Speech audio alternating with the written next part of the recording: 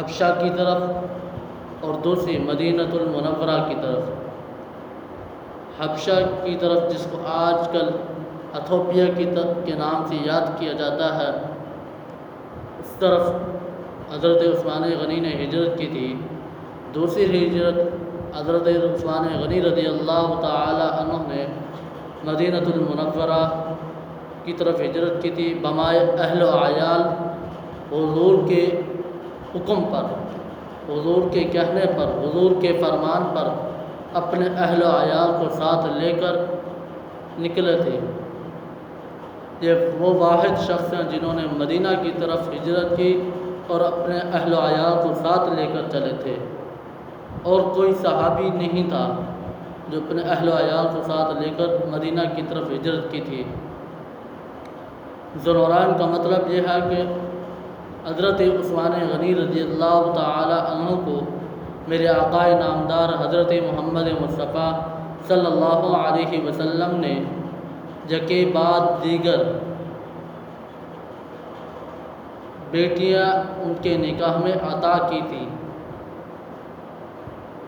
پہلی بیٹی حضرت رقیہ حضرت عثمان غنی کے نکاح میں آئی، وہ غزوہ بدر کے موقع پر ان کی وفات ہوئی۔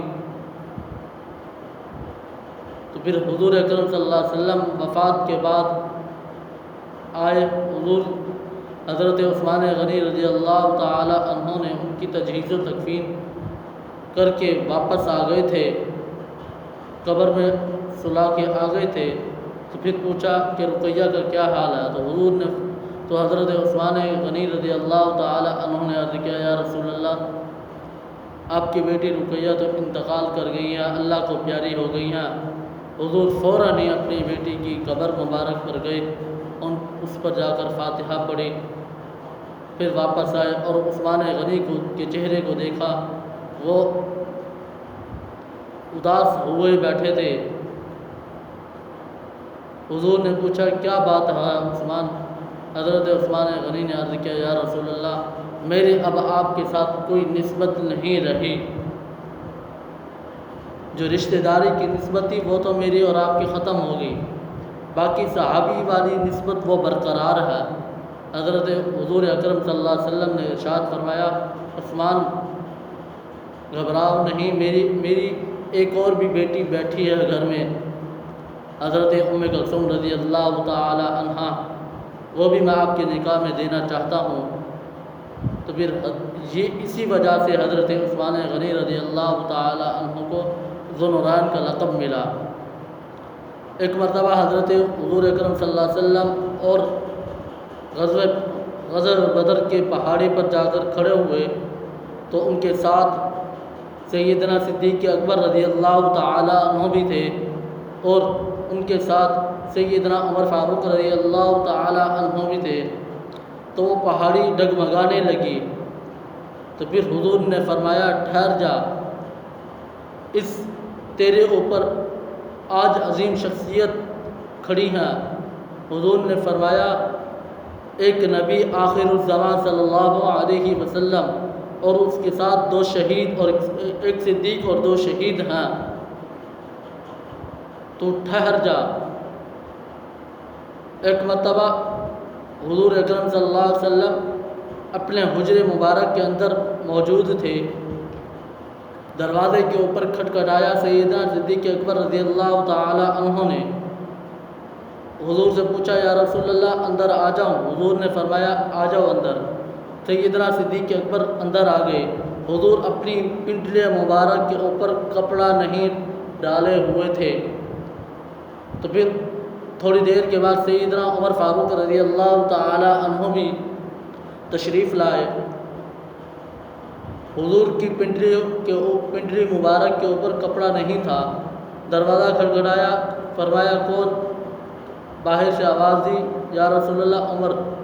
تو حضور نے فرمایا اندر آ جاؤ۔ پھر تھوڑی دیر کے بعد پھر دروازہ کھٹکھٹایا، پھر فرمایا کون؟ حضور نے پوچھا کون؟ باہر سے آواز دی، یا رسول اللہ صلی اللہ علیہ وسلم، عثمان۔ حضور نے فرمایا ٹھہر جاؤ۔ سیدنا عثمان غنی رضی اللہ تعالی عنہ ٹھہر گئے۔ حضور نے اپنی پنڈلی مبارک کے اوپر چادر ڈال لی، پھر فرمایا عثمان اندر آ جاؤ۔ اما عائشہ صدیقہ رضی اللہ تعالی عنہ نے پوچھا یا رسول اللہ صلی اللہ علیہ وسلم، میرے ابا جان آئے، میرے بابا جان آئے، آپ نے کپڑا نہیں ڈالا اپنی پنڈلی مبارک کے اوپر۔ عمر فاروق رضی اللہ تعالی عنہ آئے، آپ نے اپنی پنڈلی مبارک کے اوپر پھر بھی کپڑا نہیں ڈالا یا رسول اللہ صلی اللہ علیہ وسلم۔ جب عثمان غنی رضی اللہ تعالی عنہ کی باری آئی، جب وہ گھر آنے لگے تو آپ نے اپنی پنڈلی مبارک کے اوپر کپڑا ڈال لیا۔ حضور سے پوچھا یہ کیا ماجرا ہے یا رسول اللہ؟